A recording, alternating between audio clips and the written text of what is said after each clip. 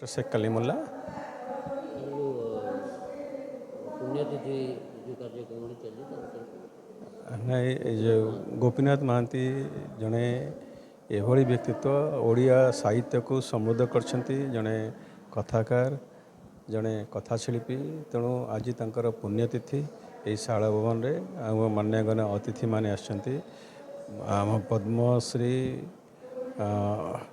आमर ज्ञानपीठ विजयिनी पद्मश्री प्रतिभा राय अच्छा आज मुख्य अतिथि। सहित अच्छा आमर प्रोफेसर विश्वमोहन एवं दास बेनुहुर ता सहित ओमकार महांती एम आज मान्यगण्य व्यक्ति माने एवं यही सभापत्य कर आज पूर्वतन आमर चीफ सेक्रेटरी सहदेव साहू महोदय। तेणु ये समस्ते आज मंचर अच्छा जो माने गोपीनाथ महांती को भल पाती, गोपीनाथ का साहित्य को एवं कृति को भल पाती। अनेक कथा तांकर अच्छी, अनेक साहित्य तांकर कृति अच्छी।